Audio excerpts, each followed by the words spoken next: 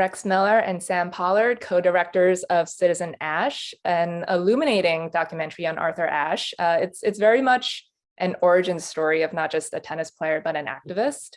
And Rex, I understand you got this ball rolling about 5 years ago. Can you talk about how this got started?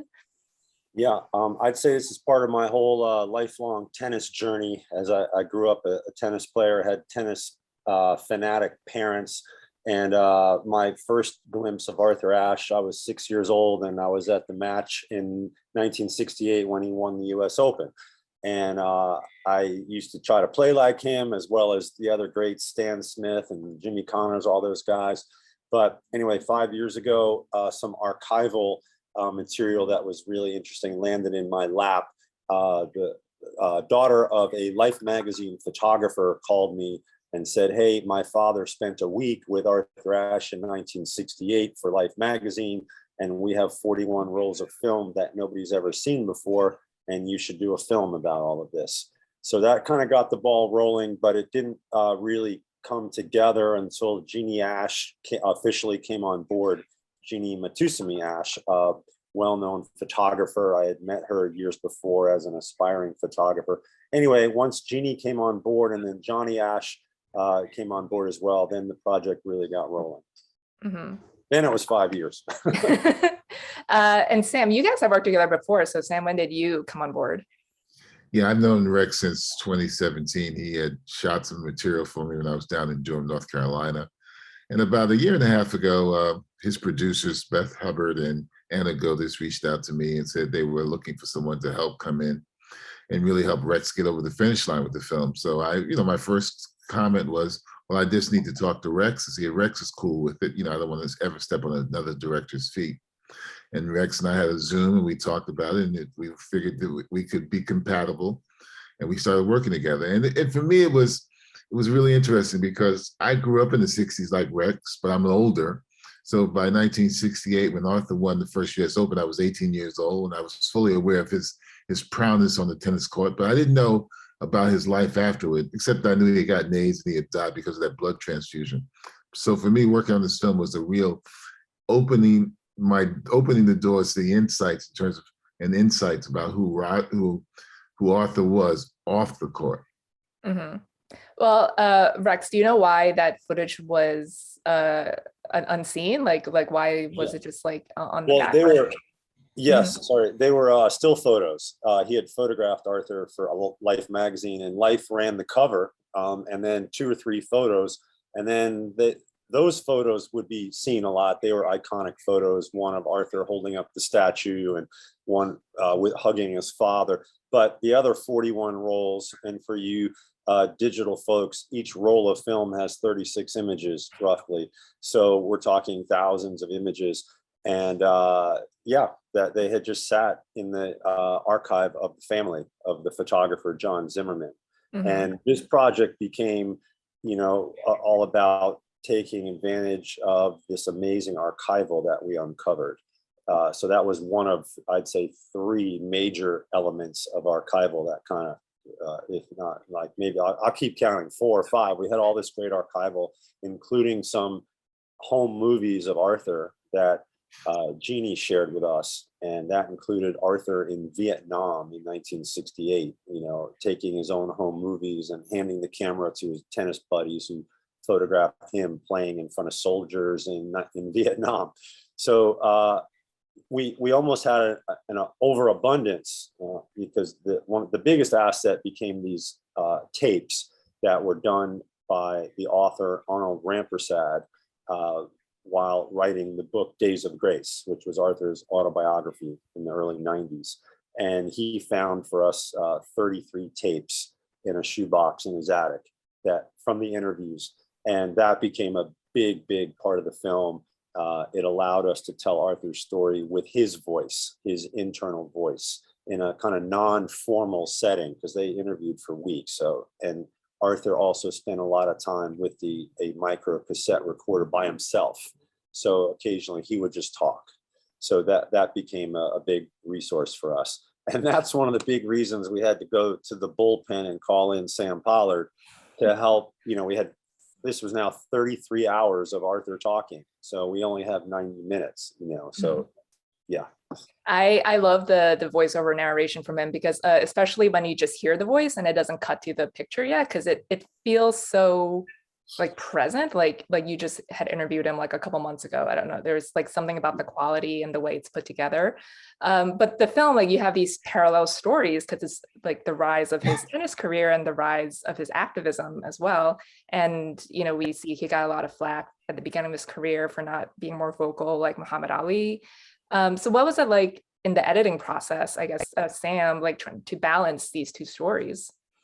You know, it was a delicate thing because, you know, quite honestly, you know, Joyce, I didn't know much about Arthur's off-court activism at all. So to realize that here was the young man growing up from Richmond, Virginia, a very segregated community, who was taught to not make waves, you know, and then being sort of becoming a star in the tennis world in UCLA, being on the Davis Cup team, getting all these accolades, and then having someone like Harry Edwards reach out to him and say, Arthur, we want you to start to break some barriers like we're doing in the other aspects of sports. And Arthur sort of being reticent and being basically called by some of these other athletes like Kareem Abdul-Jabbar and even Harry Edwards being called an Uncle Tom, but realizing he understood what was going on in America.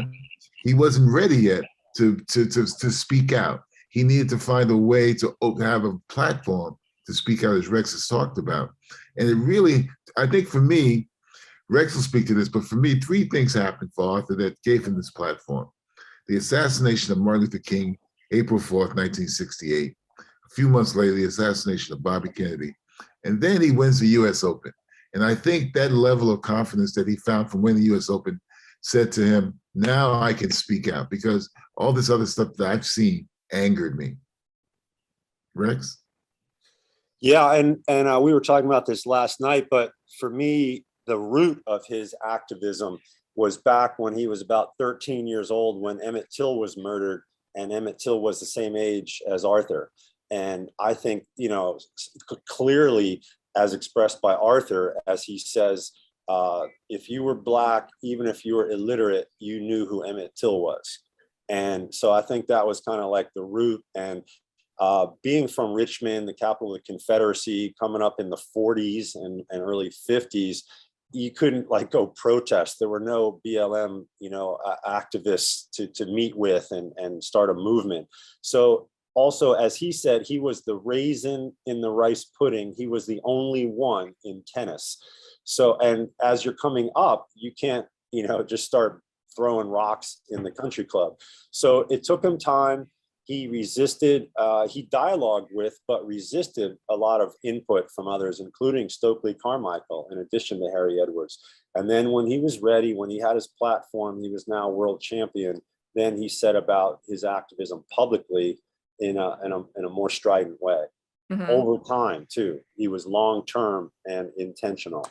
Yeah, I mean, that US Open win in 68, the first open era US Open, like that's such an inflection point because, and I don't think it's, because he knew like he had the platform after he wanted to speak out. And I don't think it's like exclusive, that line of thinking to him. Like a lot of athletes, once they like win a championship, they know they have clout to like do something more. Yeah. And you know, like that's a lot of pressure put on yourself to win something, but he also had that external pressure. So I guess, and like he could have lost that final too, because it was a long 5-setter and history maybe would have been different. So what do you think it says about Arthur's mindset and his ability to compartmentalize and as an athlete be able to meet the moment on the court so he could meet the moment off the court? Go ahead, Sam. Well, you know, Rex is an athlete, and you know, listen, to be an athlete and to reach the level, the caliber that he reached, you have to have a certain focus and determination. You know, you have to be able to understand the you know, the parameters of the game you're playing, the strategies you need to be able to win that game and to do that.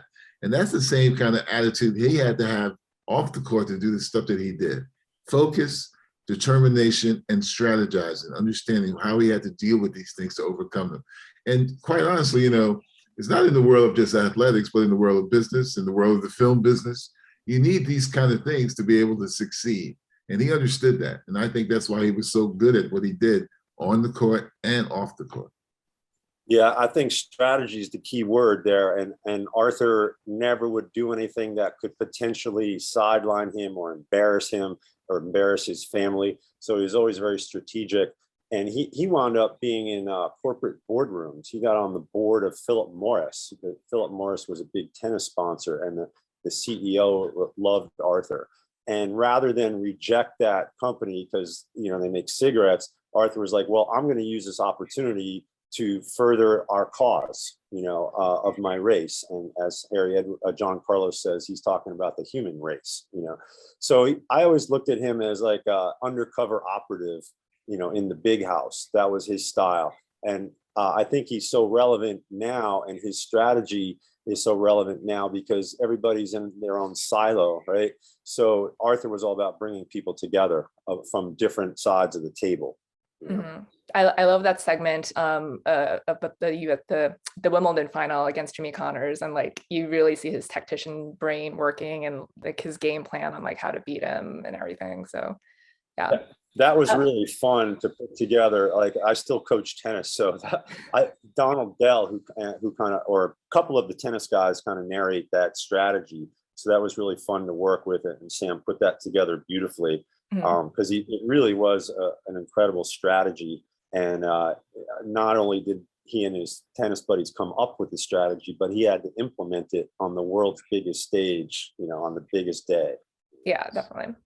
I mean, like we said, like you guys started working 5 years ago on this, and you could not have foreseen everything that happened last year, obviously. But I guess, like in the wake of Black Lives Matter, and also last year at the US Open, we saw, Naomi Osaka. She was someone who found her voice as an activist because she, is shy. And when she won 3 years ago, she was kind of uncomfortable in the spotlight, but she, like Arthur, eventually found her voice, and she, spoke out and wore those face masks with names of Black victims of police violence. So what does it mean to you to be putting out this film now?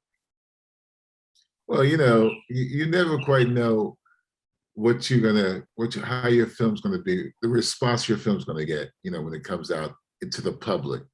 So if you had asked Rex or myself, with all of these things sort of collided with the release of this film, we would probably say, who knew? We didn't know that. It's sort of like, quite honestly, Joyce, is like icing on the cake. It makes me feel that this was a very important moment to have this film come out, with all that's going on in America in the last 2 years with the pandemic, with the Black Lives Matter movement. And it just shows that the legacy of someone like Arthur Ashe had really, reverberations to the present with Naomi Osaka, with, Colin Kaepernick, with LeBron James. So it couldn't have asked for a better sort of opportunity for the film to come out. But what I've said to you, we knew that was going to be the case when we finished this film. No way. Yeah, I mean, I agree with Sam on everything. I started this 5 years ago. Even if it came out 2 years after that, I think he's still relevant. His approach and, what his life represented has never been like out of vogue. That's not the greatest word, out of vogue. But anyway, his strategies have always been relevant. Was it 2020, the summer when the BLM movement and protests were going on? They tore down a lot of the statues in Richmond, the Confederate generals' statues on Monument Boulevard. So that boulevard is now called Arthur Ashe Boulevard. So we actually filmed that day when 5,000 people came out for the renaming of Arthur Ashe Boulevard. So everything that was happening then, I was like, we got to get this film out. We got to get this film out. So it comes out when it comes out. And like Sam said, it's just kind of nice icing on the cake that it's gotten a nice reception. For sure. And I wanted to mention one other thing about the difference between then and now for athletes to come out with activism. Then, the other element you had to deal with then is a very limited window of who's going to tell your story. The media was like a few white guys over 50 who covered sports. So they often didn't want to hear about, your cause. And Harry Edwards pointed out to me that the biggest tool that the biggest weapon that athletes have today is that Twitter feed where they can tell their own story. So as Harry said, they really have no excuse to speak out, because then you could be ostracized if you spoke out, because sports writers would be saying, yeah, shut up and dribble. We don't want to hear about that. Tell me about that home run that you hit. So and Arthur's inspiration to all the athletes now, they have it, I think, even easier than he did. Oh yeah, for sure, definitely. It's just they have that avenue to speak up whenever they want. So, well, lastly, what are you guys working on now? Do you have another film in the works? Could we see another tennis film from you guys? I'm taking a break from tennis, except playing and coaching. And I'm a cinematographer, so I've been able to shoot in the last year for a whole bunch of great directors, Nancy Bursky and Manfu Wang. And I'm working on a film that's like a punk rock and roll film. That's all I can say now. That also deals with PTSD. Sorry. Yeah.